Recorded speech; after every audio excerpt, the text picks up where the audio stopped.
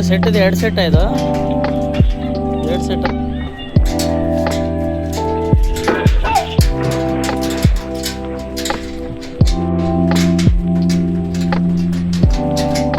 ನೋಡಿ ಇದು ಎಷ್ಟು ಲೀಟ್ರದ್ದು ಸೋಲಾರ್ ಹಾಕ್ತಿರೋದು ನೀವು?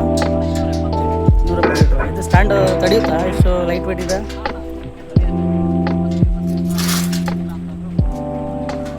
ಅಲ್ಲಿವರೆಗೂ ಕೆಪಾಸಿಟಿ ಇದೆಯಾ? ಎಲ್ಲೇನು ಮಾಡಿದ್ದಾರೆ ಇದೆಲ್ಲ ಇನ್ಸ್ಟೇಷನು? ಯಾವ ಬ್ರ್ಯಾಂಡು? ಹಾಂ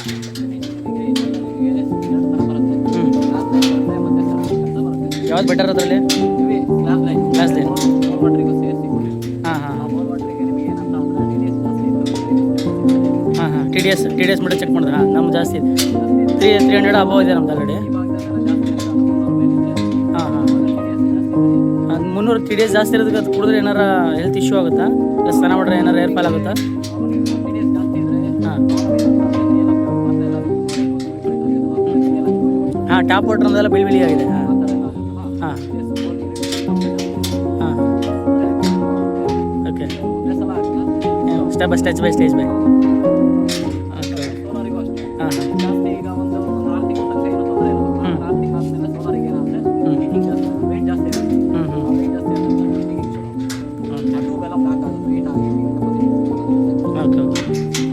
ಸರಿ ಬರೋ ಇನ್ಸ್ಟಾ ನೆಕ್ಸ್ಟ್ ಮಾಡುವ ಇಷ್ಟಮ್ಮ ನೋಡಿ. ಇನ್ಸ್ಟಾ ಆದಮೇಲೆ ನೋಡಿ ಅನ್ಬಾಸ್ ಆಗಿ ಈಗ ಫಿಟ್ಟಿಂಗ್ ಹೋಗ್ತಾರೆ. ಸೋಲಾರ್ ಸ್ಟೇಷನ್ ಯಾವ ರೀತಿ ಅಂತ ಮಾಡೋದು ಟೈಮೆಲ್ಲ ಸೆಟ್ಟಿಂಗ್ ಆಗಿದೆ. ಡೈರೆಕ್ಟ್ ಆಗಿದೆ ಕೂಡ ಅಸೆಂಬಲ್ ಮಾಡಿ ಫಿಟ್ಟಿಂಗ್ ಮಾಡೋದು.